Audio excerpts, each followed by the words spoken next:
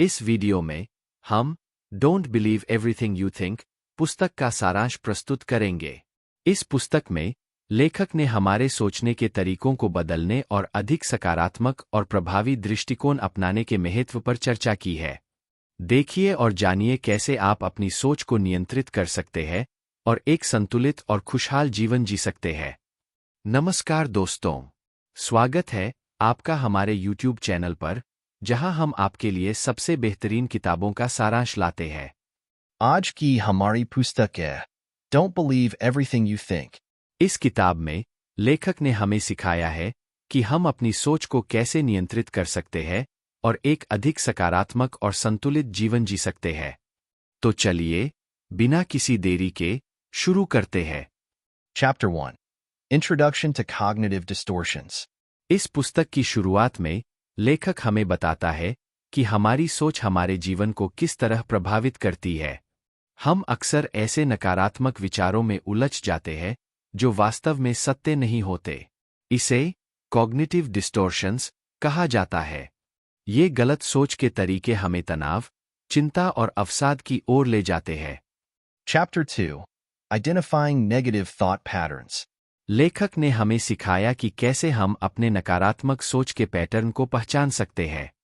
ये विचार अक्सर अतिरंजित, अवास्तविक और आत्मनिर्देशक होते हैं।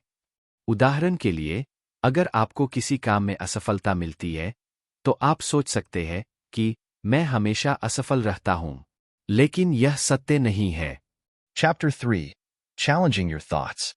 एक बार जब हम अपने नकारात्मक सोच के पैटर्न को पहचान लेते हैं, तो हमें उन्हें चुनौती देने की जरूरत होती है। लेखक हमें सिखाता है कि कैसे हम अपने विचारों को तर्कसंगत और वास्तविक तथ्यों के आधार पर परख सकते हैं। जब भी कोई नकारात्मक विचार आए, तो उससे प्रश्न पूछे, क्या यह वास्तव में सत्य है? क्या मैं सबूत के बिना यह मान रहा हूं? Chapter 4 Adopting a Growth Mindset। लेखक ने हमें यह भी सिखाया कि कैसे हम एक ग्रोथ माइंडसेट अपना सकते हैं।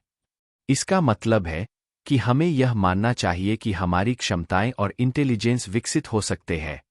जब हम यह सोचते हैं कि हम सीख सकते हैं और बढ़ सकते हैं, तो हम अधिक सकारात्मक दृष्टिकोण अपनाते हैं और नई चुनौतियों का सामना करने के लिए प्रेरित होते हैं। Chapter 5 Mindfulness and Present Moment Awareness। एक और महत्वपूर्ण सबक जो हमें इस पुस्तक से मिलता है, वह है माइंडफुलनेस और वर्तमान क्षण की जागरूकता। माइंडफुलनेस का मतलब है कि हमें अपने वर्तमान क्षण में पूरी तरह से उपस्थित होना चाहिए, बिना किसी जजमेंट के। इससे हमें अपने विचारों को अधिक स्पष्टता से देखने और उन्हें नियंत्रित करने में मदद मिलती है।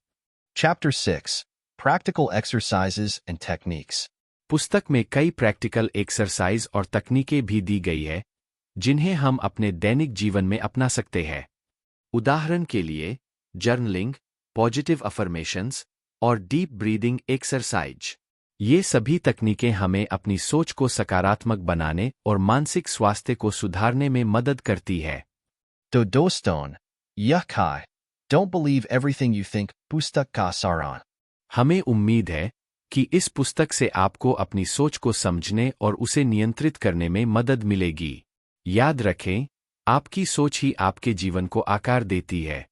तो हमेशा सकारात्मक सोचें और एक खुशहाल जीवन जिएं। अगर आपको यह वीडियो पसंद आया हो, तो कृपया लाइक, शेयर और सब्सक्राइब करना न भूलें। और हाँ, कमेंट्स में हमें बताएं कि आप कौन सी अन्य किताबों का सारांश देखना चाहेंगे। धन्यवाद और अगली बार फिर मिलेंगे एक नई पुस्तक के सारांश के साथ।